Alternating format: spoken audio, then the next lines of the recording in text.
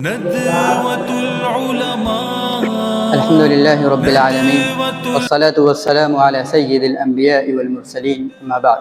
صدر محترم، حکم صاحبان اور رفقائے بزم، آج اس بزم علم و ادب میں علامہ سید سلیمان ندوی رحمۃ اللہ علیہ کی ایک مایہ ناز کتاب خطبات مدراس پر تبصرہ مقصود ہے۔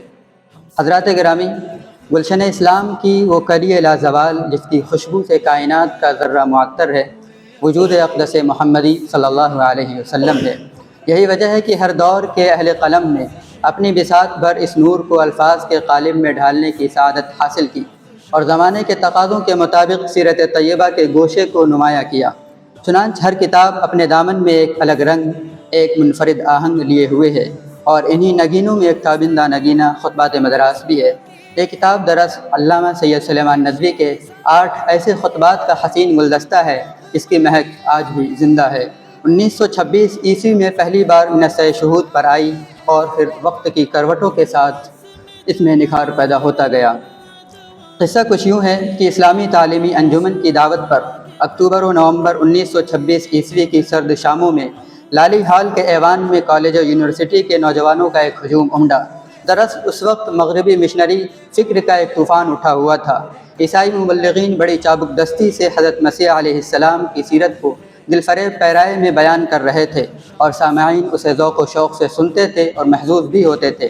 اس منظر نے چند درد مند اہل فکر کو جھنجھوڑ دیا کہ کیوں نہ مسلم نوجوانوں کے سامنے بھی اپنی معتبر ہستیوں کے ذریعے سیرت نبوی کا حسن پیش کیا جائے۔ اسی سلسلہ زرعی کی پہلی کڑی کے لیے علامہ سید سلیمان ندوی رحمۃ اللہ علیہ کا انتخاب کیا گیا۔ اسے انتخاب کیا انعام خداوندی کہیے۔ انہی خطبات میں سید صاحب نے بڑی نزاکت، نفاست اور بلاغت سے سیرت محمدی صلی اللہ علیہ وسلم کا دیگر انبیاء کرام علیہم السلام کی سیرتوں سے موازنہ کیا اور ثابت کیا کہ امت مسلمہ کے لیے کامل ترین آئیڈیل ہیں، جیسا کہ ارشاد باری تعالیٰ تلک الرسل فضلنا بعضهم علی بعض سے بھی متشرح ہے۔ البتہ یہ نقطہ پیش نظر رہے کہ یہ موازنہ دائرۂ اسلام کی حد تک ہے، ورنہ ہر نبی اپنی امت کے لیے اکمل و اتم رہے ہیں۔ سید صاحب نے نہایت دلنشین انداز میں یہ حقیقت واضح کی کہ کسی ہستی کو آئیڈیل درجہ دینے کے لیے 4 شرطیں لازم ہیں۔ پہلی شرط تاریخیت، یعنی جو واقعات و سوانح بیان کیے جائیں وہ مستند اور ثابت شدہ ہوں۔ دوسری کاملیت، یعنی آئیڈیل کی زندگی کا کوئی گوشہ تاریکی میں نہ ہو۔ نمبر 3 جامعیت، یعنی ہر طبقے کی رہنمائی کا آسان اس ایک ہستی میں موجود ہو۔ یہی وجہ ہے کہ جامعیت جس کی گواہی خود حالی نے اپنے مسدس میں یوں دی کہ وہ نبیوں میں رحمت لقب پانے والا، مرادیں غریبوں کی بر لانے والا، مصیبت میں غیروں کے کام آنے والا، وہ اپنے پرائے کا غم کھانے والا، یعنی وہ ذات اقدس جس کے دامن رحمت میں امیر و غریب، اپنا و پرایا سب کے لیے یکساں ٹھنڈک اور سکون ہے۔